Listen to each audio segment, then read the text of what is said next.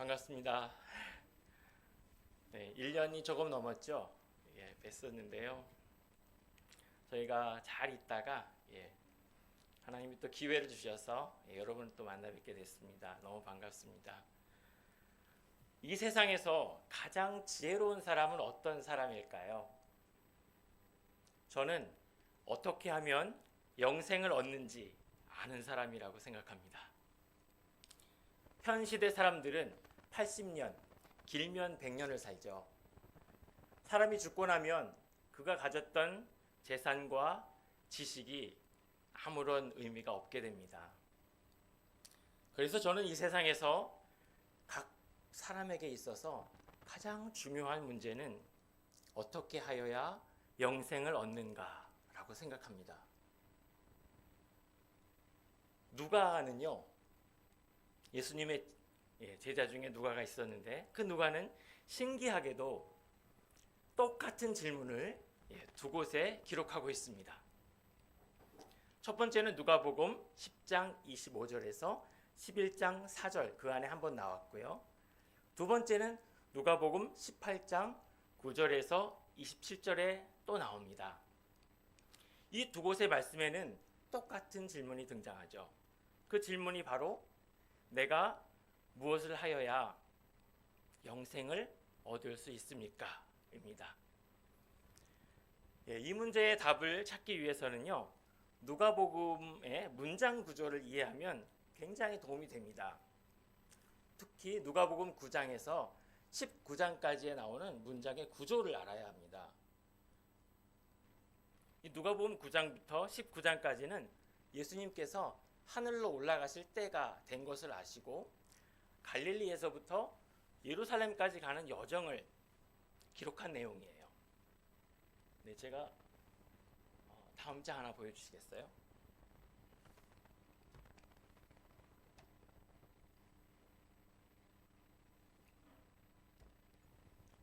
좀 흐린데요. 누가복음 9장 51절부터 19장 44절까지는요. 그 안에 12개의 주제로 기록이 되어 있습니다. 그런데 놀라운 것은 첫 번째 주제와 맨 마지막에 나오는 주제가 같은 내용이에요. 그리고 두 번째 내용과 끝에서 두 번째 나오는 내용이 같은 내용이에요. 그리고 세 번째는 끝에서 세 번째, 네 번째는 끝에서 네 번째, 이렇게 내용이 요걸 다른 말로 하면 교차됐구라고 표현하고요. 그 키아즘이라고 표현하기도 합니다. 이렇게 12개의 주제가 9장부터 19장까지는 기록이 되어 있고, 다음 페이지 보여주시겠어요? 그 주제에 따라서 비유가 그 각 주제마다 비유들이 쏙쏙쏙 들어가서 그 비유들도 이렇게 대칭을 이루고 있어요. 아마 누가가 의도했든 성령님이 의도하셨든 어떤 의도를 가지고 이렇게 대칭을 두고 기록을 하고 있다는 거예요. 여러분의 성경 누가복음 12장 8절에서 11절을 한번 보시겠어요? 누가복음 12장 8절에서부터 21절. 아마 여러분이 잘 아시는 내용이 거기에 있을 겁니다. 부자가 등장을 하죠.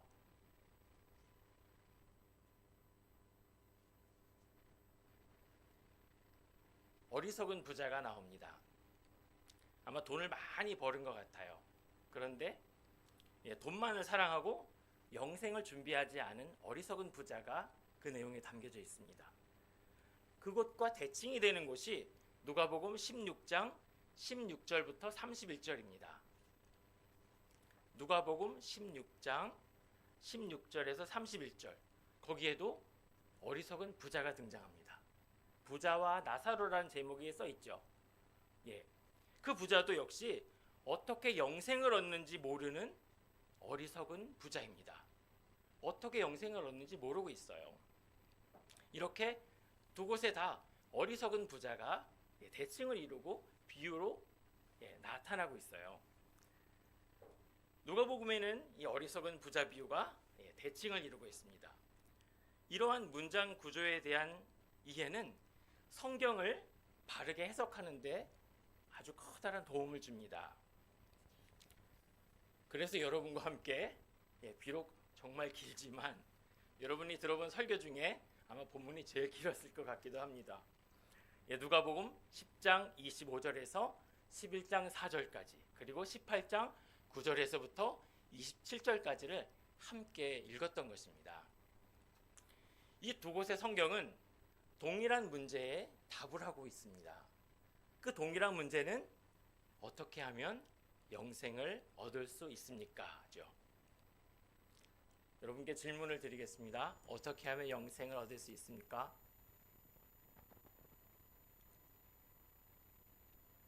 다 아시는데 답은 못 하시는 것 같아요. 첫 번째는 자신이 죄인이라는 것을 인정하는 것입니다. 첫 번째는 자신이 죄인이라는 것을 인정하는 것입니다. 이스라엘 사람들, 특히 바리새인들은요, 율법을 지킴으로 영생을 얻을 수 있다라고 생각을 했어요. 그리고 그들은 자신이 완전하게, 완벽하게 율법을 지키고 있다라고 생각했습니다. 누가복음 10장 29절과 18장 20절, 21절을 함께 보시죠. 29절에는 그 사람이 자신의 의로움을 드러내려고, 그리고 그 다음에는 내가 계명을 안 하니 간음하지 말라, 살인하지 말라, 도둑질하지 말라, 거짓 증언하지 말라, 내 부모를 공경하라 하였느니라. 여짜오되 이것은 내가 어려서부터 다 지키었나이다. 이 사람들은요, 율법을 모두 다 잘 지켜왔기 때문에 그들 자신이 의롭다라고 생각했습니다. 이러한 바리새인들의 특징을 이러한 바리새인들의 특징은 자신들이 죄인임을 모르고 있다라는 거예요. 그래서 예수님께서 선한 사마리아인 비유를 그들에게 들려주셨습니다. 선한 사마리아인 비유는요, 스스로를 의롭게 여기는 사람들이 죄인이라는 것을 깨닫게 하기 위해서 말씀하신 비유입니다. 만약 여러분이 예배를 드리러 오는 길에 강도를 만난, 거의 죽게 된 전혀 알지 못하는 사람을 만난다면 어떻게 하시겠습니까? 여러분들이 예배를 드리러 오는 길에 전혀 알지도 못해요. 근데 강도를 만나서 막 거의 죽게 됐어요. 여러분은 어떻게 하시겠습니까? 오늘 본문에 보면 제사장과 레위인, 즉 목사님과 안수 집사님은 하나님께 제사를 드리기 위해 강도 만난 사람을 두고 그냥 지나갔다라고 합니다. 그런데 선한 사마리아인은 그를 보고 불쌍히 여겨서 가까이 가서 응급처치를 하고 자기 차에 태워서 응급실로 데리고 가서 돌보아 주었다라고 하죠. 그리고 그 다음날 병원 행정실에 들러서 15만 원을 건네주면서 돌보아 달라고 부탁을 하고, 비용이 더 들면 제가 다음에 또 와서 그 비용도 지불하겠다라고 이야기합니다. 이러한 이 선한 사마리아인의 행동을 짧고 간단하게 표현하면 내 이웃을 내 몸처럼 사랑하였다 이죠. 이스라엘의 율법을 지킨 것입니다. 율법에는 두 가지 핵심 강령이라고 하는데 두 가지 핵심 강령이 있어요. 하나는 내 마음을 다하며 목숨을 다하며 힘을 다하며 뜻을 다하여 주 너의 하나님을 사랑하라. 또 하나는 내 이웃을 내 몸처럼 사랑하라. 율법은 하나님의 명령이죠.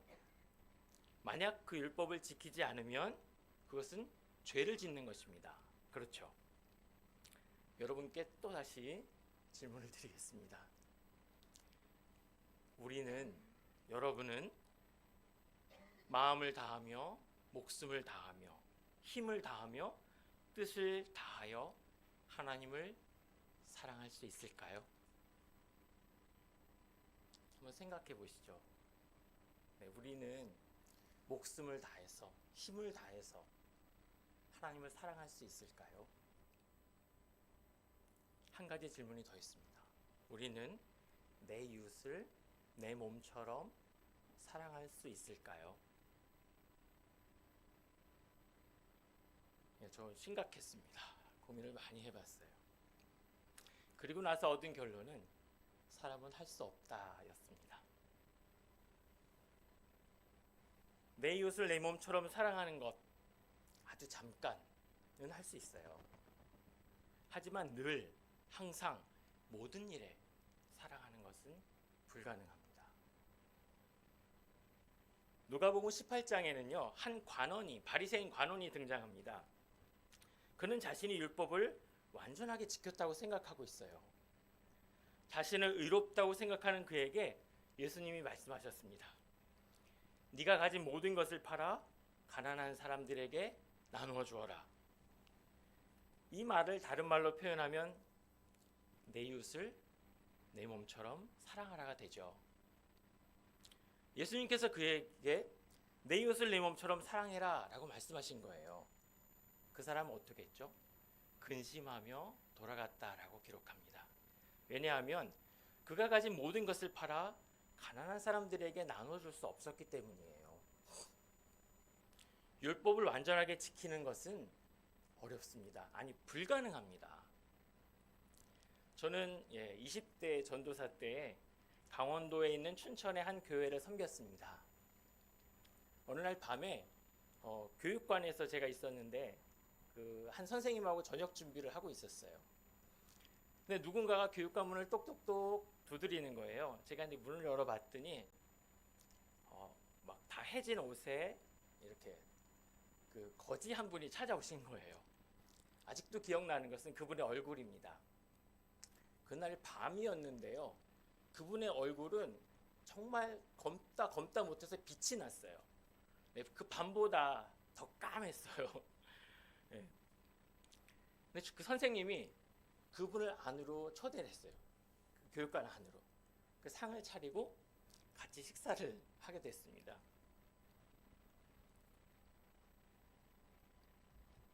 반찬이 몇 가지 있었는데요. 그분이 젓가락을 들고 이렇게 반찬을 집으시는 거예요. 저는 그분의 젓가락이 어디로 가나 이렇게 쳐다보고 있었어요. 왜 그런지 아세요? 그분이 젓가락이 닿은 그곳은 먹지 말아야지. 제가 마음속으로 생각하고 있었어요.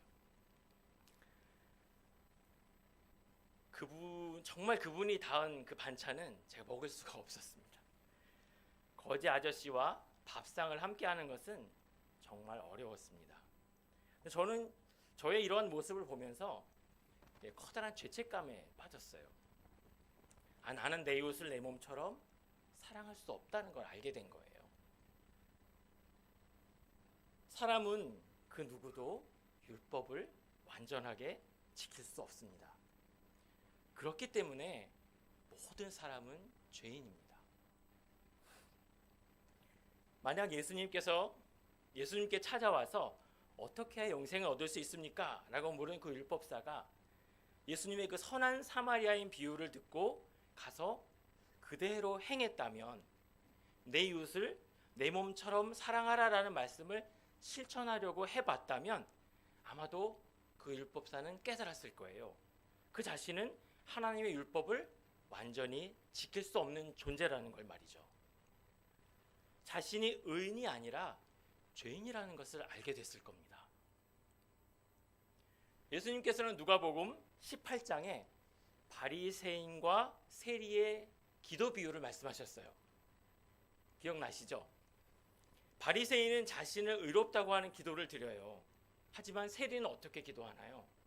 멀리 서서 감히 눈을 들어 하늘을 쳐다보지도 못하고 다만 가슴을 치면서 이르되 하나님이여 불쌍히 여기소서 나는 죄인으로서이다 라고 기도했다고 합니다. 예수님께서는 이 비유를 통해 영생을 얻기 위해서는 세리와 같이 죄인임을 인정해야 한다라고 말씀하신 거예요. 사마리아인 비유와 똑같은 내용입니다. 누가복음 11장 4절에도 우리의 기도 가운데 우리의 죄를 사하여 주옵시고 라고 죄인임을 인정하는 기도를 해야 한다고 적고 있는 것입니다. 전 우주에 하나님 외에는 선한 것이 없습니다. 저는 예수님을 믿기 전에도요, 많은 사람들에게 칭찬을 들었습니다. 제가 얼굴만 잘생긴 게 아니라 마음도 착해 보이나 봐요. 효자네, 정말 착하네. 예, 이런 말 정말 많이 들었습니다. 그런데요, 저는 저 자신을 너무나 잘 알고 있습니다. 제 안에 얼마나 악한 게 있는지 저는 너무나 잘 압니다. 저는 정말 시시때때로 음란한 생각을 하고요. 어떨 때는 살인에 대한 생각도 하고요. 엄청난 질투심도 제가 가지고 있어요. 근데 이거는 저만이 아닐 것 같아요. 모든 사람이 다 똑같을 것 같아요. 저는 죄인입니다. 우리 모두는 죄를 가지고 있습니다. 어떻게 해야 영생을 얻을 수 있을까요? 영원한 생명을 얻으려면 첫 번째, 자신이 죄인임을 인정해야 합니다. 두 번째는요, 영원한 생명을 얻으려면 마음속에 예수님을 구주로 받아들여야 합니다. 예수님을 구주로 받아들임으로써 죄와 사망에서 구원을 받습니다. 누가복음 10장 38절에서 42절에는 마르다와 마리아 이야기가 기록되어 있어요. 마르다는 예수님을 손님으로 접대한 사람입니다. 마리아는 예수님을 구주로 받아들이는 선택을 한 사람입니다. 그래서 예수님께서 이렇게 말씀하신 거예요. 마르다야, 마르다야, 내가 많은 일로 염려하고 근심하나 몇 가지만 하든지 혹은 한 가지만이라도 족하니라. 마리아는 이 좋은 편을 택하였으니 빼앗기지 아니하리라.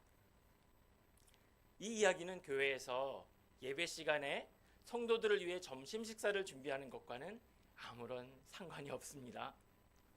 이 이야기의 핵심은 예수님을 단지 중요한 손님으로가 아니라 반드시 죄로부터 구원해 주실 구주로 받아들여야 한다라는 걸 이야기하고 있는 것입니다. 누가복음 10장 38절과 42절에 이 내용과 대칭이 되는 말씀이 18장 15절에서 17절의 말씀입니다. 이곳의 성경 말씀은 어린아이처럼 하나님의 나라를 받아들여야 한다라고 전하고 있어요. 여기에서 하나님의 나라는 예수님을 의미합니다. 여기에서 하나님의 나라는 예수님을 의미합니다. 어린아이는, 여기에 나오는 어린아이는 그 의미가 나이가 어린 뜻도 있지만 연약함을 인정한 사람이라는 의미도 있습니다. 단지 어떤 나이 어린 사람을 의미하는 것이 아니에요. 자기의 연약함을, 어쩌면 자기가 죄인이라는 것을 인정한 사람을 의미한다라고 볼 수가 있어요. 헬라어의 의미가 원래 그렇습니다. 하나님의 나라는 예수 그리스도의 나라와 하나님 아버지의 나라로 나눠 볼 수가 있어요. 하나님의 나라는 크게 두 곳으로 나눌 수가 있습니다. 하나는 예수 그리스도의 나라. 성경은 예수 그리스도의 나라를 하나님의 나라로 표현하고 있고요. 또한 어떤 곳에서는 하나님의 나라를 우리가 마지막에 들어갈 영원한 하늘 아버지의 나라라고 표현하고 있습니다. 이 땅에 있지만 세상에 속하지 않은 예수 그리스도의 나라, 그리고 현재 하늘에서 예수님께서 다스리시는 예수 그리스도의 나라가 또 있어요. 그리고 마지막 심판 후에 들어갈 그 천상의 하나님 아버지의 나라가 또 있습니다. 좀 헷갈리실지 모르겠는데 이 개념을 잘 가지고 계셔야 돼요. 이해는 가시죠? 네, 골로새서 1장 13절에 보시면 같이 한번 읽어주시겠어요? 시작.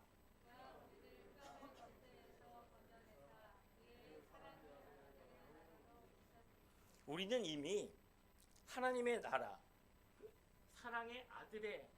그의 사랑의 아들의 나라로 옮겨졌대요. 이건 과거형이에요. 이미 옮겨진 거예요. 저희는 예수 그리스도의 나라에 살고 있습니다. 예수 그리스도의 나라는 예수님이 머리 되셔서 다스리시는 교회를 의미합니다. 이미 우리는 교회 안으로 옮겨져 있는 거예요. 이게 골로새서 1장 13절에서 이야기하고 있는 것이고요. 하나 또 보여주시겠어요? 누가복음 23장 43절. 오늘 네가 나와 함께 낙원에 있으리라. 여기에서 낙원은 이미 하늘에 있는 예수 그리스도의 나라입니다. 이제 마지막 심판이 오기 전에, 예수님이 재림하시기 전에 지금 하늘에도 예수 그리스도의 나라가 있어요. 거기를 낙원이라고 성경은 표현하고 있습니다. 네, 다음 하나 더 보여주시겠어요? 같이 한번 읽어주시죠. 시작. 인자가 그 천사들을 보내리니 그들이 그의 나라에서 모든 넘어지게 하는 것과 또 불법을 행하는 자들을 거두어내어 풀무불에 던져 넣으리니 거기서 울며 이를 갈리라. 그때의 의인들은 자기 아버지의 나라에서 해와 같이 빛나리라. 우리는 예수 그리스도의 나라에 살고 있고요. 그래서 그의 나라, 사랑하는 그 아들의 나라예요. 그리고 마지막 심판 때가 되면 예수님이 다시 오셔서 심판이 이루어지는데, 그때 의인들, 정말 믿음을 끝까지 지킨 그 사람들은 자기 아버지의 나라, 하나님 아버지의 나라로 옮겨지는 거예요. 성경은 하나님의 나라라는 똑같은 말을 쓰고 있지만 그 안에는 세 가지의 의미가 담겨져 있습니다. 그걸 잘 구분해서 보셔야 오해를 안 하실 수가 있어요. 예수 그리스도의 몸된 교회, 그것이 이 땅에서의 하나님의 나라이고요. 그리고 우리가 죽으면 아직 마지막 심판이 없었기 때문에 하늘에 있는 낙원, 예수 그리스도의 나라에 들어가게 됩니다.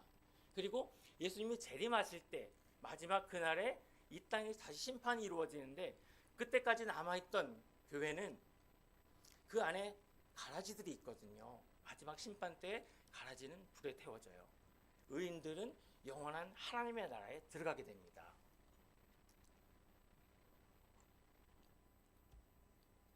성경은 예수님과 교회, 하늘 낙원, 그리고 하나님 아버지의 나라를 모두 하나님 나라라고 표현하고 있어요. 어린아이들이 내게 오는 것을 용납하고 금하지 말라. 하나님의 나라가 이런 자의 것이니라. 여기에서 하나님의 나라는 하나님 아버지의 영원한 나라, 영생을 얻는 그 나라를 의미합니다. 누가복음 18장 17절에 나오는 누구든지 하나님의 나라를 어린아이와 같이 받들지 아니하는 자는 결단코 거기 들어가지 못하리라. 여기에서 하나님의 나라는 예수 그리스도를 의미해요. 교회와 연결되어 있는 예수 그리스도. 그리고 여기 거기에 들어가지 못하리라라는 거기는 영원한 하나님 아버지의 나라인 거죠. 그러니까 예수 그리스도를 받아들이면, 만약에 받아들이지 않으면 영원한 하나님 아버지의 나라에 들어갈 수 없다라고 알려주시는 거예요. 이해 가셨죠? 누가복음 18장 16절 17절의 말씀의 의미는, 만약 이 연약함을 인정한 사람들처럼 예수를 구주로 받아들이면 하나님 아버지의 영원한 나라에 들어갈 것이다. 즉 영원한 생명을 얻게 될 것이다 라는 의미입니다. 로마서 10장 9절에 예수 그리스도를 사람이 마음으로 믿어 의에 이르고 입으로 시인하여 구원에 이르느니라 라는 말과 같은 뜻인 거예요. 사람들은 어떻게 영생을 얻을 수 있습니까? 율법을 지키는 것으로는 영생을 얻을 수가 없습니다. 왜냐하면 사람은 완전하게 율법을 지킬 수 없기 때문이에요. 그런데 신앙생활을 하다 보면 그런 고민에 빠질 때가 있어요. 우리가 율법을 지켜야 되는 거 아니야? 저도 그랬고 저희 어머니도 그 과정을 거치셨더라고요. 사람은 율법을 지킴으로 영생을 얻을 수 없습니다. 우리는 율법을 지키는 사람이 아니라 예수 그리스도께서 가르쳐 주신 계명을 지키는 사람들이에요. 서로 사랑하라는 그 계명이죠. 율법으로는 영생을 얻을 수가 없어요. 그렇다면 하나님께서 왜 사람들에게 이 율법을 주셨을까요? 왜냐하면 율법이 없다면 사람들은 죄가 무엇인지 알 수 없기 때문이에요. 율법은 사람들로 하여금 죄인이라는 것을 알게 해줍니다. 행위로는 영생을 얻을 수 없다는 것을 알게 해주는 게 바로 율법입니다. 여러분 모세를 아시죠? 모세는 이스라엘 백성을 애굽의 노예 생활에서 구하고 40년을 쭉 이끌어서 가나안 땅 앞에까지 데려간 사람이에요. 제가 지난번에 왔을 때도 이 이야기를 잠깐 드렸었습니다. 모세는 가나안 땅에 들어가고 싶었지만 하나님이 안 되라고 하셨다고 하셨죠. 넌 들어갈 수 없어. 왜 하나님은 모세를 가나안 땅에 들어가지 못하게 하셨을까요? 반석을 명하라고 했는데 쳤잖아요. 명령을 어겼죠. 근데 그것만 보면 하나님이 되게 속 좁아 보이거든요. 기껏 고생시켜서 여기까지 왔는데 넌 못 들어간다고 하니까 그것보다 더 중요한 하나님의 뜻이 있더라고요. 예. 모세는 율법을 상징합니다. 가나안은 천국을 상징하죠. 여러분 누가 이스라엘 사람들을 가나안 땅에 데리고 들어갔는지 아시죠? 네, 여호수아잖아요. 네, 그 여호수아는 헬라어로 이름을 바꾸면 예수가 됩니다. 율법은 천국 앞에까지 몽학 선생이에요.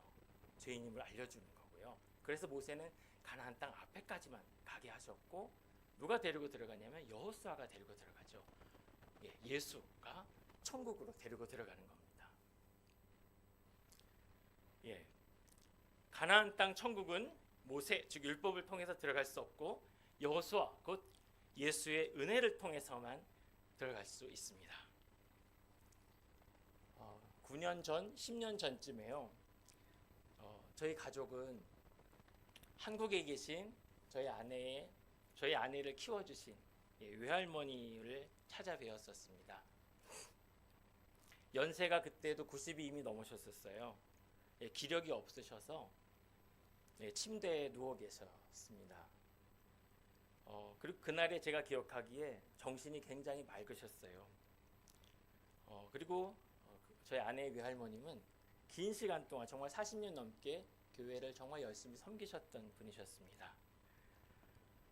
그리고 거의 매일 새벽 기도도 하시고 제가 할머님께 여쭈었습니다. 할머니 이제 돌아가시면 천국에 가실 수 있으시죠? 할머니께서 이렇게 대답하셨어요. 예, 나 같은 것이 어떻게 천국에 가?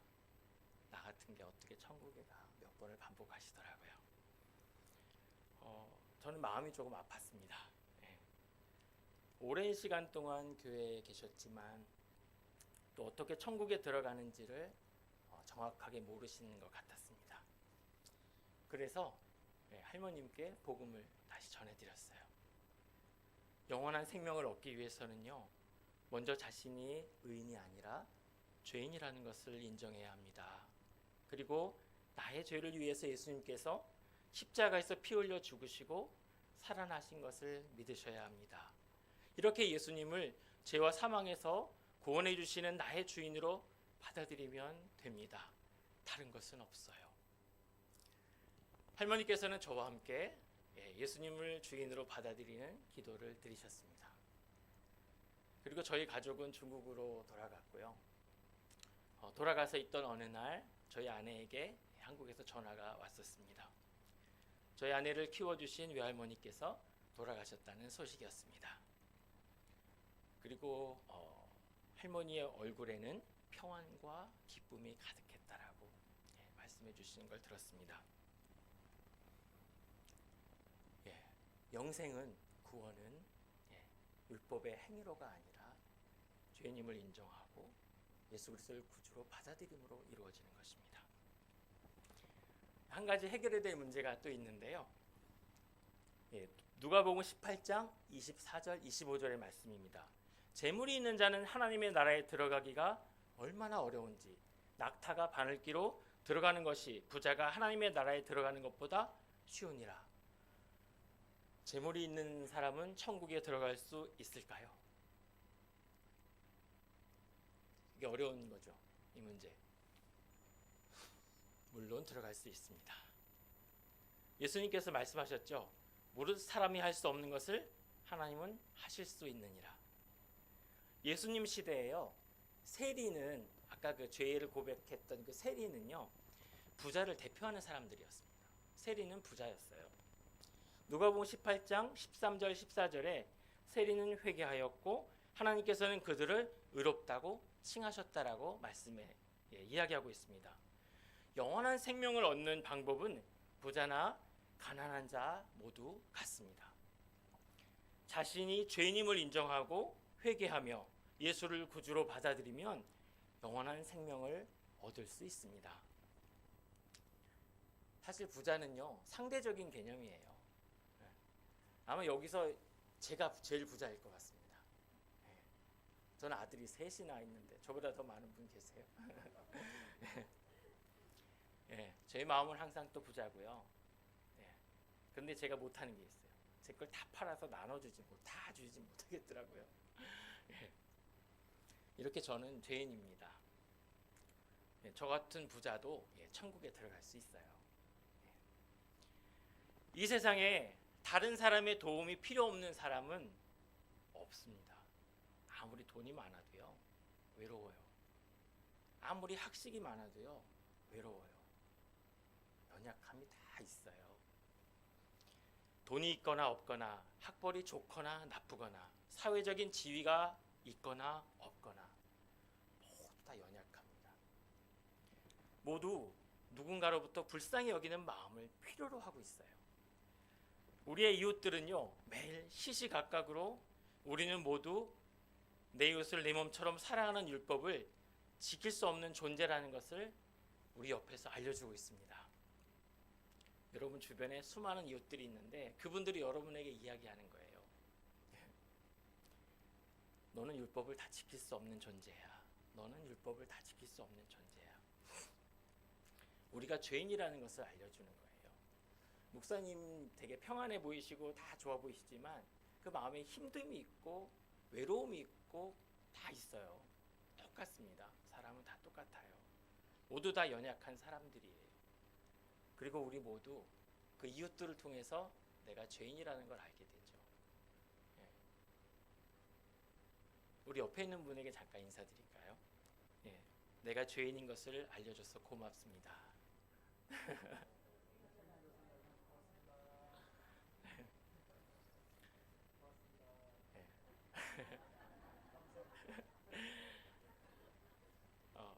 내 이웃을 내 몸처럼 사랑하라는 율법을 지킬 수 없는 죄인이라는 것을 우리 이웃들은 끊임없이 우리에게 알려주고 있습니다. 함께 기도하시겠습니다. 주님, 저희에게 율법을 주시고 이웃을 주셔서 우리가 죄인임을 알게 해주셔서 감사합니다. 주님, 저희에게 독생자 예수 그리스도를 주시고 죄인된 우리를 위해 십자가에서 보배로운 피를 흘려주셔서 정말 감사합니다. 주님, 저는 진심으로 예수 그리스도를 나의 구주로 받아들입니다. 주님, 저는 진심으로 예수 그리스도에 대한 믿음을 지켜가기를 원합니다. 내 몸처럼 이웃을 사랑할 수 없지만 서로 사랑하며 더욱더 사랑하기를 원합니다. 우리에게 성령을 부어주셔서 우리의 믿음을 더욱 견고하게 하시고 우리들로 예수 그리스도를 더욱 사랑하게 도와주옵소서. 예수 그리스도의 이름으로 기도합니다. 네, 제가 걱정이 돼서 드리는 말씀인데요. 이 의미는 하나님을 사랑하지 말자, 이웃을 사랑하지 말자라는 의미가 아닙니다.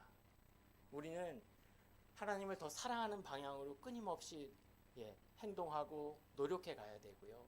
이웃을 더 사랑하기 위해서 열심을 다해야 합니다. 그런데 그것이 우리를 구원하는 것이 아니라 오직 믿음으로만 구원받는다는 걸 말씀드린 거예요. 우리가 때로는 실수하고 연약함이 있지만 그것 때문에 구원받지 못하지는 않습니다. 꼭 기억하시면 좋겠습니다. 네, 감사합니다.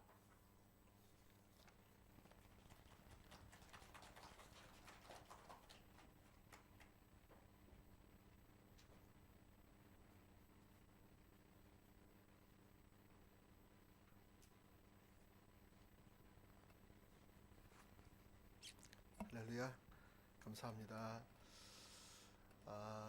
우리 선교사님은 또 1년 전에 한번 오셨었고 또 방문해 주셨는데 제가 같이 공부했던 침례신학대학교 92학번 동기입니다. 동기 선교사님인데 지금 말레이시아에서 이렇게 신학교 침례신학대학교 그 신학교 교수 사역을 하고 계십니다. 그래서 현지인들과 또 중국인들도 같이 있다고 그러시던데 그 아이들을 잘 양육해서 그 현지와 또 해외 선교사들로도 이렇게 파송을 시킨다고 제가 들었습니다. 그래서 기도해 주시고 어제 잠깐 얘기 들으니까 참 그 사역이 너무너무 기쁘고 보람된 사역이다. 그 아이들이 이제 이론적으로만 배우는 것이 아니라 같이 또 전인적으로 같이 교제하고 또 삶을 나누고 또 필요한 것도 서로 나누고 그러면서 아이들이 이게 자라나는 것 그것을 보면서 너무 이렇게 소망이 되고 기쁨이 된다 이렇게 표현을 하는데 참 마음이 기쁘더라고요. 그래서 다음 세대들이 그렇게 또 하나님 나라를 위해서 잘 준비되어져 가는 그 일에 또 우리 선교사님과 또 가정이 또 그렇게 또 귀하게 또 쓰임 받아서 너무 감사하고요. 그래서 여러분 같이 계속 기도해 주시고 또 우리가 나중에 가능하면 또 그곳에도 방문을 좀 해서 같이 또 같이 협력하고 또 기도하고 했으면 좋겠다. 비전 트립도 같이 가서 갔으면 좋겠다. 그런 소망이 들었습니다. 예, 우리 잠깐 기도하고 오늘 예배를 빨리 마치겠습니다.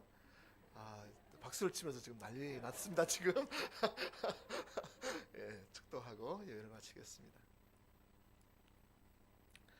이제는 우리 주 예수 그리스도의 한량없는 은혜와 독생자 예수 그리스도를 이 땅에 보내셔서 모든 인류를 구속하여서 하나님의 자녀 삼으신 또 영원히 살기를 원하시는 그 놀라운 사랑과 또 아버지 성령님을 또 우리 가운데 보내주셔서 또 성령님과 동행하며 또 이로 교통 충만하게 하시고 우리를 주님께로 늘 인도해 가시는 그 성령님의 놀라우신 그 은혜로 인하여 이 시간에 예수 그리스도를 마음속에 구세주와 주님으로 영접하고 내가 하나님의 자녀가 되고 또 하나님 앞에 남은 생애를 드리기 원하는 당신의 사랑하는 백성들 머리머리 위에 또 이 시간 말씀을 또 전해주시고 또 마지막 시대에 또 하나님의 다음 세대들을 향하여서 그 하나님의 마음을 가지고 또 영혼들을 섬기는 우리 선교사님과 그 가정 가운데 그 사역 가운데 그 자리에 모든 참석한 모든 하나님의 백성들